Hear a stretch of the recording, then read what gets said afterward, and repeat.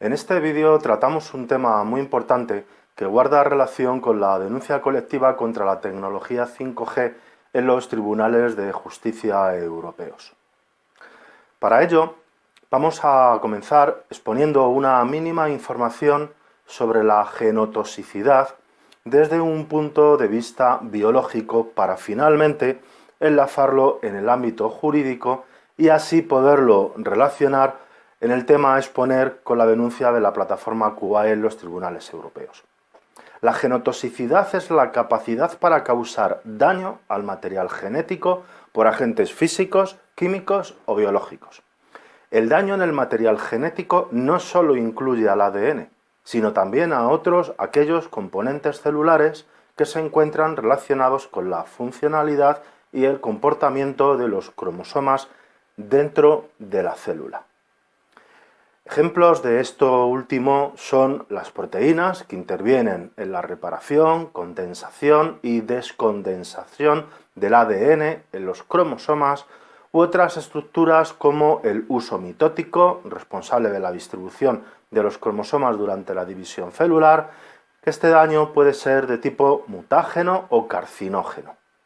Los genotóxicos son agentes físicos como la temperatura, la luz ultravioleta, las radiaciones electromagnéticas o también productos químicos, agentes alquilantes, acridina, oxidantes, agentes redox, epóxidos alifáticos, etc., capaces de alterar la información genética celular.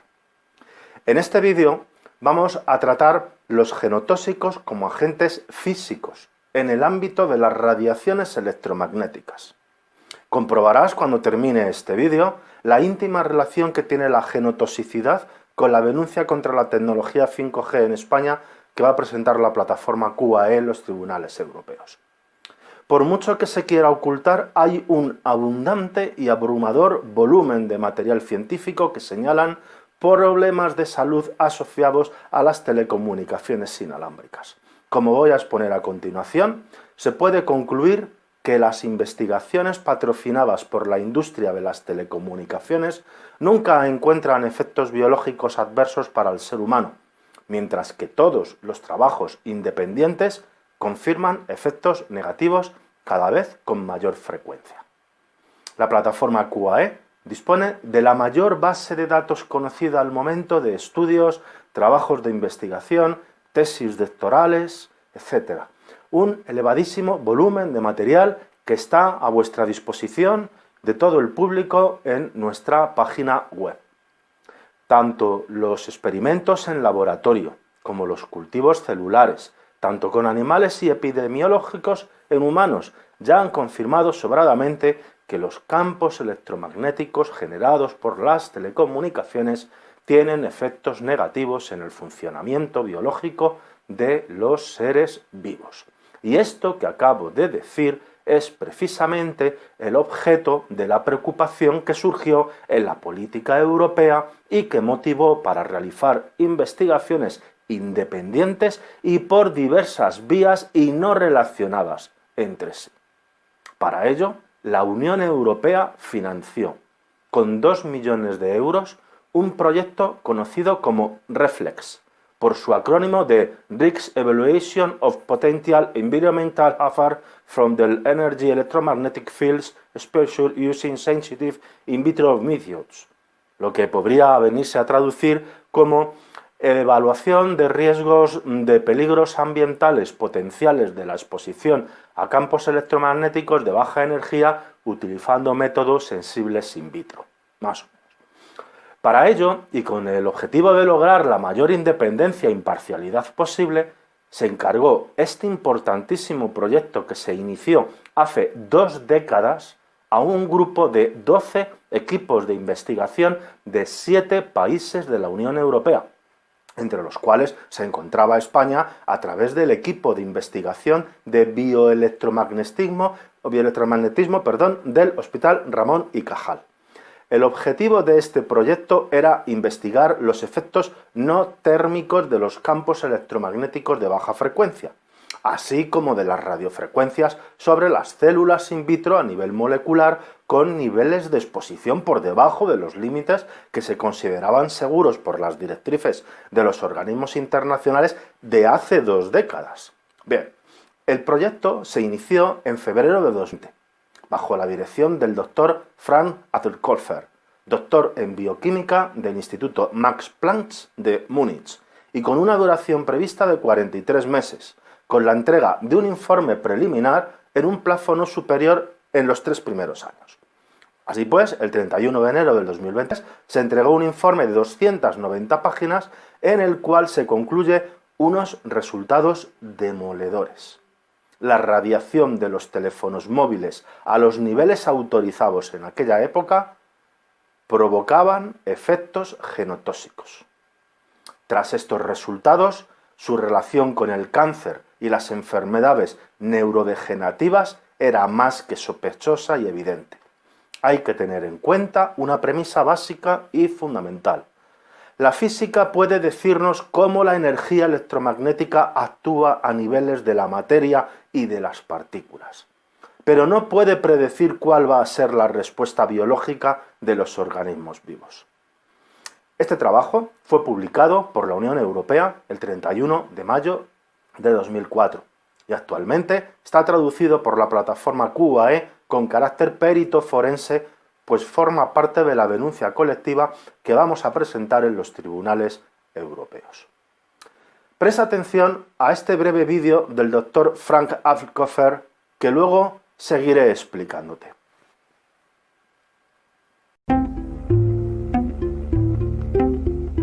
En el año 2000, la Unión Europea decidió financiar el proyecto Reflex, propuesto por la Fundación Verum de Múnich. El objetivo es observar si los teléfonos móviles provocan efectos nocivos sobre las células humanas. Frank Alkofer es el coordinador de la investigación. Su papel consiste en aunar las competencias de biólogos y físicos de 12 laboratorios repartidos entre 7 países europeos para elaborar un estudio que espera sea irrefutable.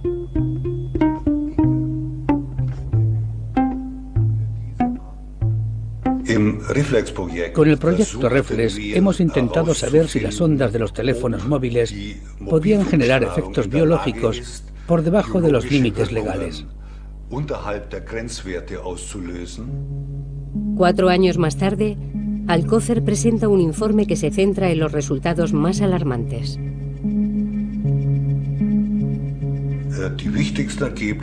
Lo esencial de los resultados se puede resumir de la siguiente forma. Los campos electromagnéticos de alta frecuencia son capaces de dañar los genes. En efecto, hemos notado rupturas de hebras de ADN, hebras simples y hebras dobles. En la mayoría de los casos, las rupturas de hebras dobles pueden ser reparadas, pero esto no es sistemático. En efecto, en un organismo vivo hay proteínas especializadas en la reparación de rupturas de hebras de ADN. Pero cuanto más importante es la ruptura, mayor es el riesgo de error en la reparación, lo que puede llevar a alteraciones cromosómicas. En general, las células que presentan una alteración cromosómica mueren. Eso es lo que ocurre en la mayoría de los casos. Pero puede suceder que una célula sobreviva, lo que desencadenaría un proceso canceroso.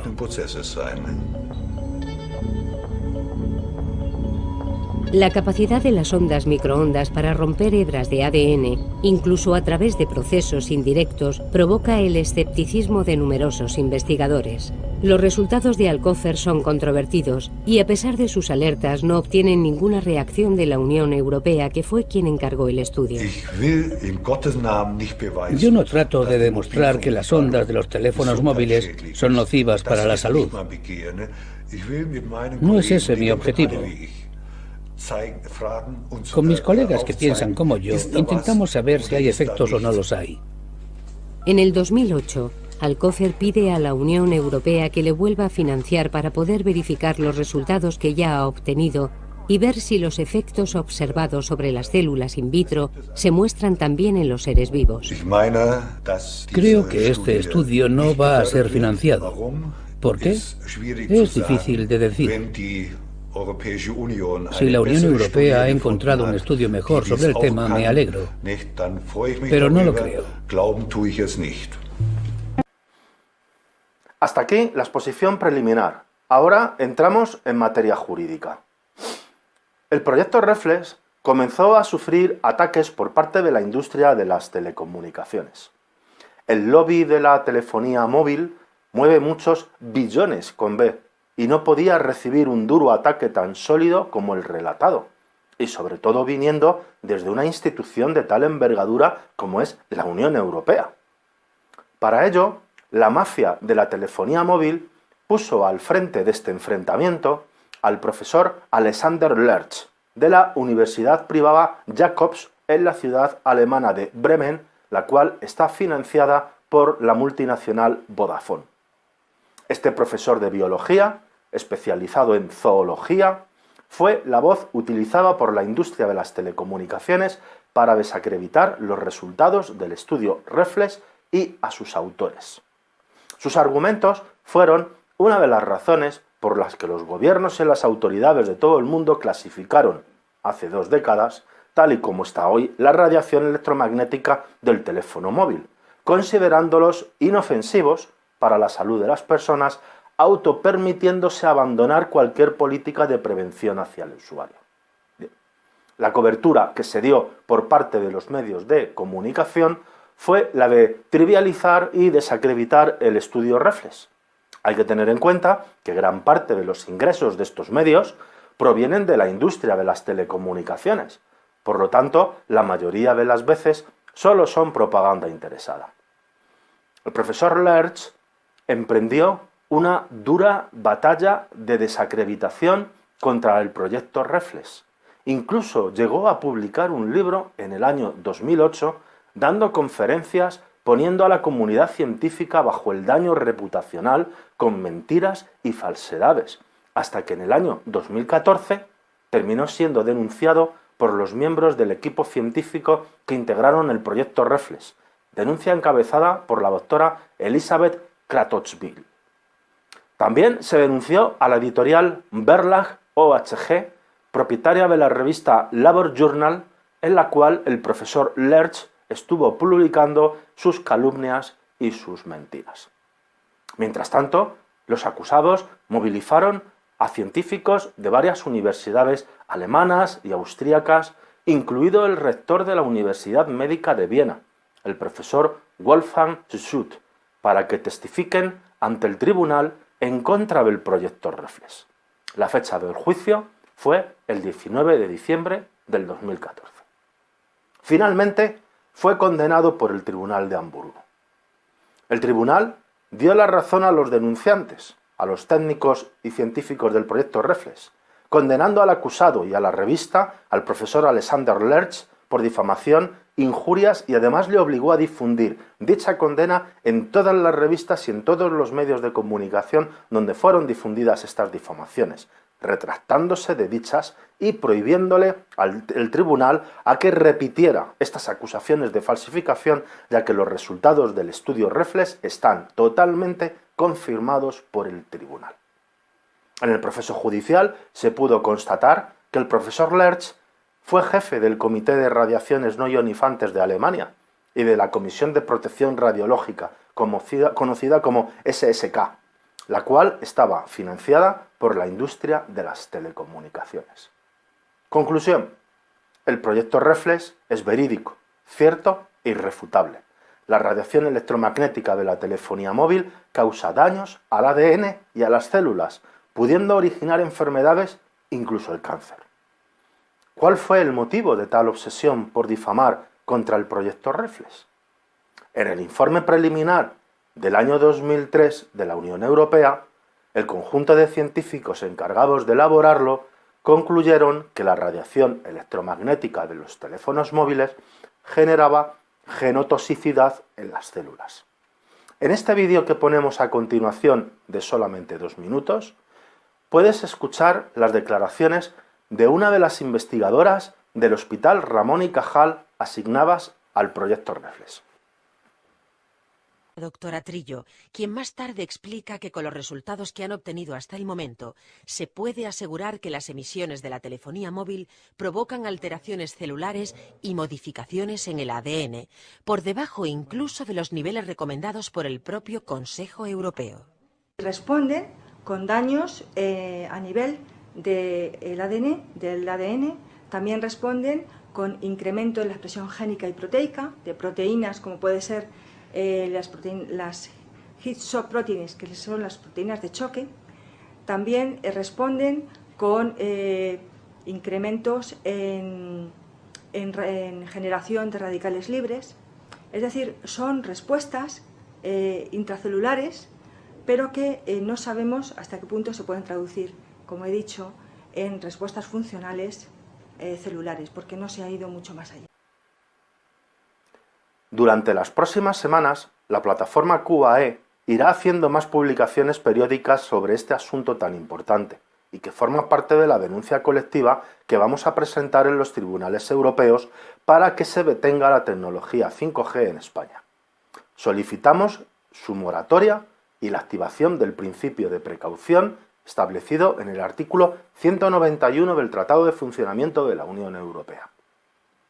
La conclusión final que emitió la Comisión Europea sobre este informe preliminar que estoy hablando, titulado Resultados e hitos del proyecto Reflex, establece que, a partir de los datos relacionados con la investigación sobre los efectos biológicos de los campos electromagnéticos de frecuencia extremadamente baja, denominados CEM, que se han obtenido hasta el momento en el proyecto Reflex, se puede afirmar que la existencia de un efecto genotóxico de campos electromagnéticos en los cultivos celulares de fibroblastos humanos y otro tipo de células debe considerarse como probada.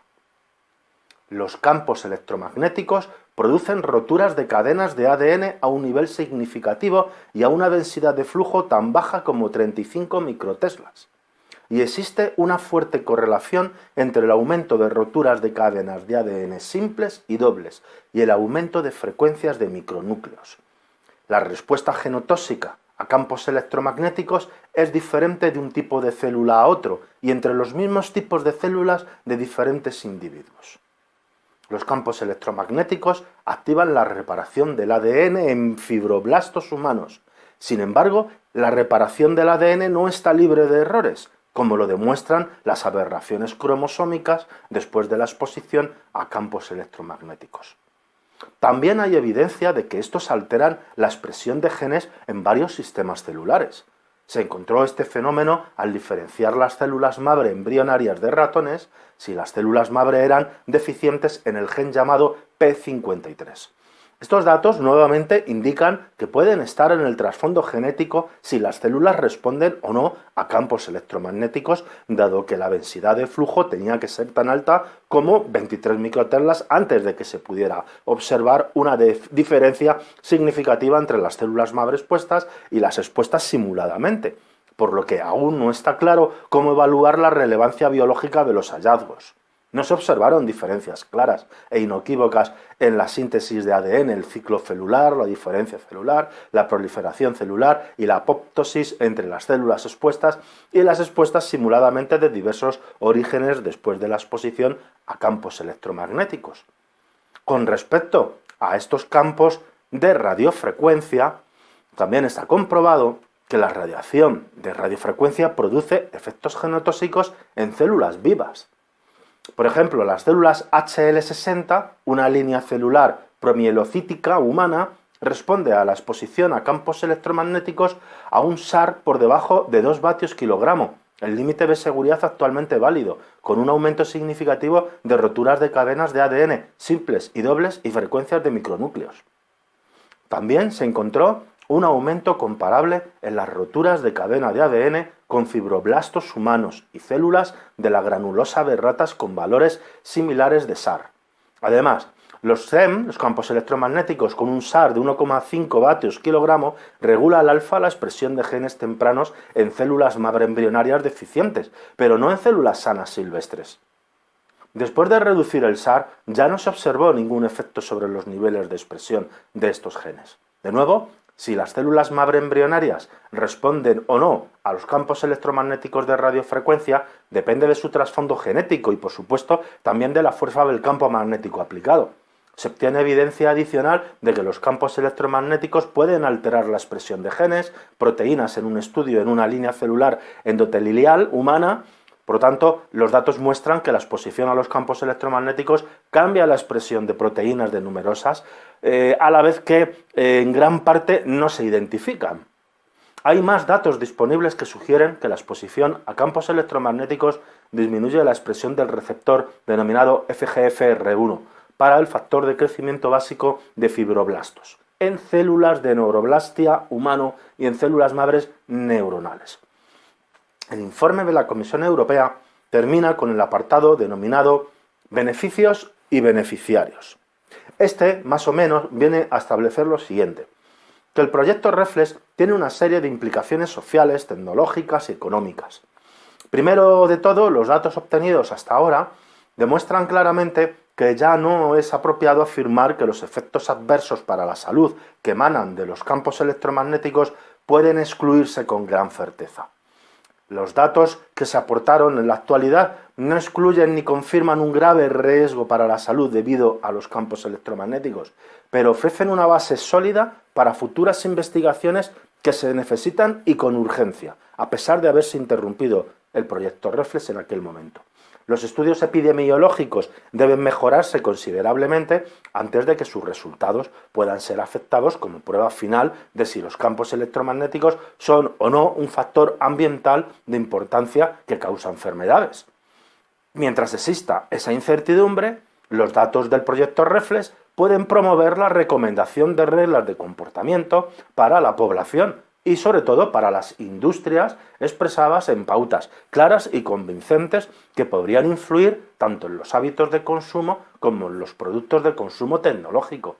La definición de niveles de umbral podría utilizarse para el establecimiento de nuevos estándares para los fabricantes de productos que generan campos electromagnéticos, dado que no es nada realista llegar a considerar excluir estos productos de la sociedad. La opción que le queda a la industria es la de mejorar los productos, pero nunca ocultar sus posibles daños, como es lo que se está haciendo. La posibilidad de definir los riesgos para la salud de la exposición a los campos electromagnéticos también tiene consecuencias para los procesos industriales, en particular a través del impacto normativo en las disposiciones de seguridad.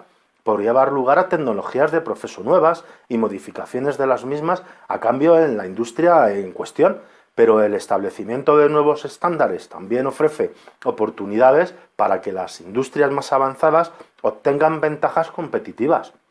Con respecto a la salud humana y a la calidad de vida, la reducción de la exposición siguiendo la delimitación de los niveles umbral, el desarrollo de métodos confiables para la evaluación de riesgos a largo plazo y la eliminación de la incertidumbre, pues obviamente lo que va a hacer es aportar beneficios. Lo que no se puede es impedir, y esa es la clave de nuestra demanda. Acciones futuras. Después de 3 años de investigación, es obvio que el proyecto REFLEX está generando una inmensa cantidad de resultados nuevos, algunos de los cuales nadie podía prever al inicio del proyecto, como ocurre con bastante frecuencia en la ciencia. Los problemas existentes no disminuirán con este progreso. Tampoco podrá fin a las controversias en la discusión pública sobre los posibles efectos peligros de los campos electromagnéticos. No se puede seguir escondiendo y, por el contrario, es más probable que el debate público se vuelva aún más intenso en el futuro, y ese es nuestro objetivo. Desde el punto de vista científico, debe afirmarse muy claramente que los datos de REFLEX no prueban un vínculo entre la exposición a los campos electromagnéticos y cualquier riesgo para la salud, como afirman algunos. Pero los efectos sobre el genoma de las células vivas que se han demostrado en estudios in vitro pueden hacer que tal suposición sea más que plausible. Los nuevos datos nos obligan a explorar las posibles consecuencias con más compromiso intelectual y sobre todo material, sobre todo más que antes. En el tiempo restante se intensificará la investigación sobre efectos genotóxicos de los campos electromagnéticos para investigar los efectos genotóxicos de estos con más detalle y se utilizará el mismo enfoque que en el estudio Reflex. Es especialmente importante averiguar si los campos electromagnéticos pueden activar los mecanismos de reparación del ADN y producir aberraciones cromosómicas de la misma manera que lo hacen los campos electromagnéticos. Además, se llevará a cabo un análisis de perfiles de expresión génica para varios sistemas celulares para ver cómo hacer el mejor uso de esta tecnología en cualquier proyecto sucesivo. Un subconjunto que contiene genes potencialmente influenciados por la exposición a campos electromagnéticos estará disponible al final del periodo de investigación. Sin embargo, es bastante obvio que no podremos responder a las numerosas preguntas abiertas que surgen de nuestros hallazgos hasta el final del periodo de investigación. Pero el tiempo disponible puede utilizarse para crear una base firme para un nuevo proyecto de investigación, que debería basarse en las nuevas y poderosas metodologías de la genómica y la proteómica. Dado que muchas respuestas celulares a la exposición a campos electromagnéticos pueden estar relacionadas con la modificación de proteínas, un paso importante será el desarrollo de herramientas de ensayo proteómico de alto rendimiento para el análisis funcional del proteoma tras la exposición a los campos electromagnéticos. Bien, para concluir, dejamos un vídeo del director del proyecto Reflex, el Dr. Frank Azkolfer. Sus palabras, sinceramente, lo dicen todo. Míralo, te va a inquietar, te va a gustar. Por supuesto, no quiero terminar sin recordar que esta denuncia colectiva va a ser posible gracias a la participación ciudadana que está colaborando económicamente a través de nuestra recaudación de fondos que se está llevando a cabo desde hace unos meses. Puedes conocerla en nuestra página web. Muchísimas gracias por haberme prestado tu atención y seguimos viéndonos en próximos vídeos. Organized and coordinated a European study called Reflex. This study was dealing with basic effects caused by LVMF, extremely low frequency electromagnetic fields, and radio frequency electromagnetic fields. We did this study with the money of the European Commission, and we thought that with this essay we could show that there is nothing, that there are no basic effects caused by the radiation, basic effects which are in some way related to the development of chronic diseases. That was the working hypothesis, but the results were opposite. The results showed that ELF EMF as well as RF EMF are able to change the structure and the function of genes in human cells. And what was the response? Yeah, as always in this area of research, results of significance which are not in the interest of those who have the money and the power are not well accepted. That's what we know for 100 years now. In our case, our study, our results was first ignored for 2-3 years. When that was not possible anymore, our results were criticized, heavily criticized. And when that was again not possible anymore, a scandal was created. It was claimed that the data obtained at the Medical University in Vienna would have been fabricated. This message went all over the world, started in Germany, went all over the world. And of course, the Medical University of Vienna was in trouble, and they set up an ethics committee. But the ethics committee could not provide any proof that the fabrication, the fraud, has really happened. The same happened to the editors of the journals where these papers had been published.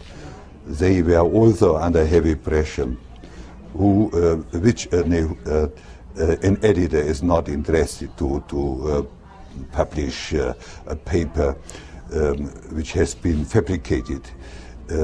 How do they call it?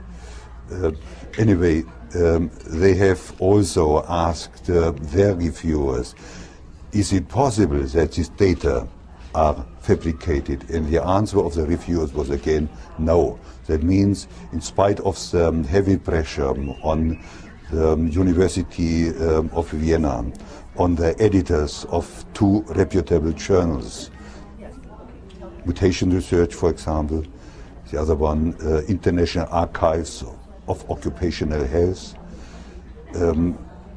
they refused to take the papers out of their journals. They are still part of the scientific literature, in spite of the pressure.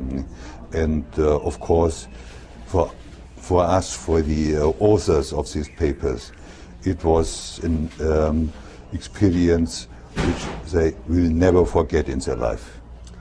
I'm so appreciative that you did that good work, and I'm sorry that you had so much trouble. What would you recommend, based on what you're seeing in your work and in others? Yeah, our work has in the meantime been confirmed by 3 other groups. These publications, the 3 publications, are partly submitted, partly in preparation, but I have the data, I have them in my hands at the moment. Anyway, we know that the results which have been obtained at the Medical University in Vienna are correct. Related to the meeting here, the results show that high-frequency electromagnetic fields are able to damage the genes and the function of the genes. And this has, of course, some relationship to what we find in the epidemiological research. Our data support these findings. Our data provide the mechanism which are asked for when I have data coming from the epidemiology. When there's no explanation how this data could arise, they are not credible. But if there are mechanisms which explain why this happened, why there is an increase in the brain tumor rate, it's a strong support for the validity of epidemiological data. Is your work supporting the work of Lai and Singh and Gandhi, you know, with the COMET assay and the DNA, double-strand DNA? Henry Lai's work has been done 14 years ago, the first time. It was similar things happened to him too. He was accused too as if his work would have been nothing but rubbish. And we can say our data support his findings, while our data have been obtained in vitro in the laboratory.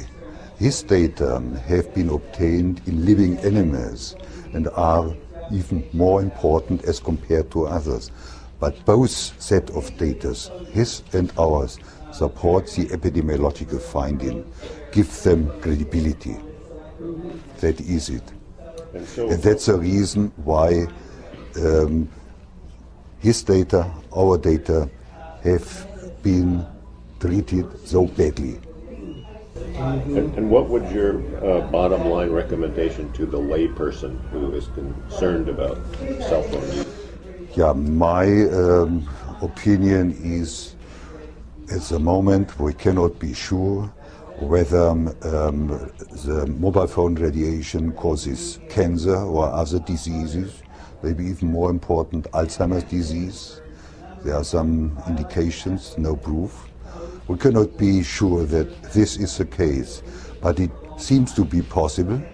And the more we know, the more speaks in favor of such an assumption. Therefore, be cautious with this technology. Do what you can do for yourself. That's the message. How about the cordless phone? Yeah, that has been discussed here. There was a very interesting contribution to this meeting here. Cordless phone and GMS, the second generation of mobile phone technology, seems to be similarly effective in, let me say this way, seems to be similar strong as a burden for the human beings who are exposed with regard to the efficacy. We have to assume that this is quite similar.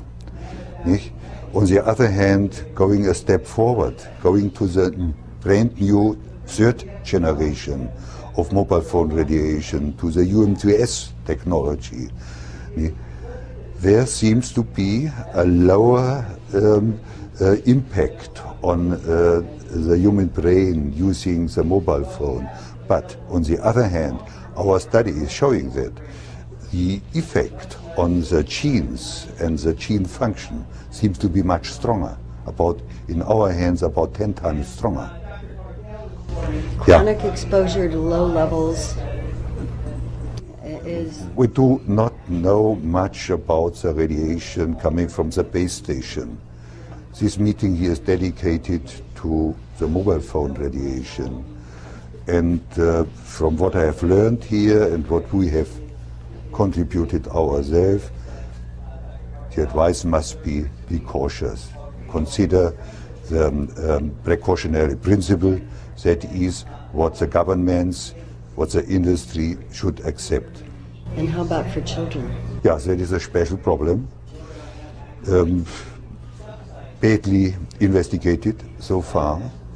The radiation with children is much higher as compared to adults. That depends on their smaller size, the smaller size of the head, the higher amount of fluidity in the brain. The radiation penetrates the brain stronger, about double as high as compared to adults. This is one problem. The other problem is we have a long latency period before, for example, cancer arises. The same will be true for Alzheimer's too. While adult people, let me say 50, 60-year-old people, might not survive the development of chronic disease, cancer or Alzheimer's disease, a young person will certainly survive the time, live as long as this disease needs to develop. The latency period is very important in the development of chronic diseases. In old people it doesn't play a major role, but in young people it's decisive. In my understanding, more important as compared to the double as high uptake of radiation in children. So your general recommendation for kids using? Yeah, I personally would, I'm a grandfather, my grandsons and granddaughters don't use the mobile phone. It's easy to be said, difficult to be done. It depends on the parents, how they see the situation. And in my understanding, it depends also on the living conditions. Sometimes it's important that a child gets assistance from the grown-up, from the parents, and if it's far away, the best system to get help is, of course, the phone, the mobile phone. one has to be cautious. Nicht? I would advise no mobile phone at all, but under certain conditions and under the control by the parents, by grown up. We cannot exclude the use of a mobile phone for children 100%.